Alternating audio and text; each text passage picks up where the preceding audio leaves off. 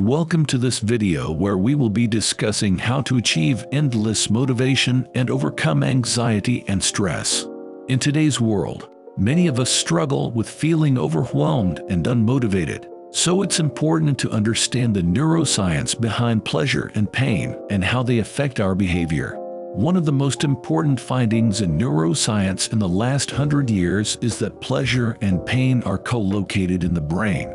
The same parts of the brain that process pleasure also process pain, and they work like opposite sides of a balance. When we do something pleasurable, the balance tips to the side of pleasure, and when we experience something painful, like cutting our finger, the balance tips to the side of pain. However, the overarching rule governing this balance is that it wants to remain level. It doesn't want to be tipped for very long to either pleasure or pain. Reward itself may be rewarding the first time around, but over time, the way we are wired makes it less reinforcing and less rewarding. So, ultimately, the reward itself is not the thing to seek because it's ever elusive. Dopamine is not just about the reward, it's also about the wanting and the motivation that really is at the heart of this motivational cycle. We are hardwired to approach pleasure and avoid pain, and that's really at the heart of our dopamine reward system.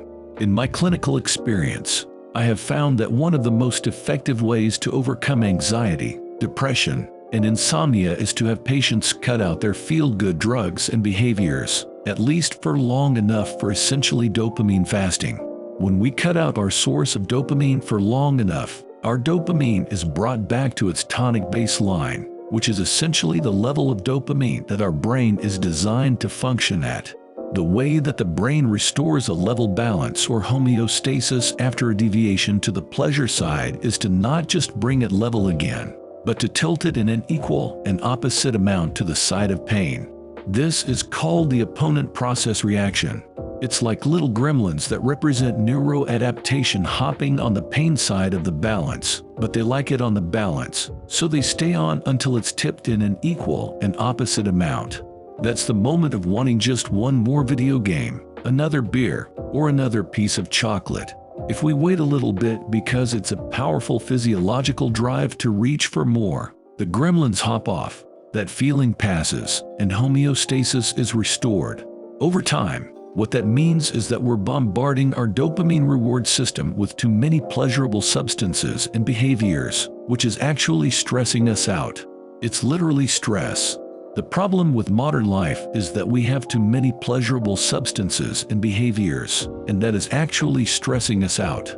However, the solution to this modern problem is to understand the neuroscience of pleasure and pain and to consciously work to restore a level balance of dopamine in our brains. One way to do this is to practice mindfulness and be present in the moment. When we're present, we're not seeking pleasure or avoiding pain.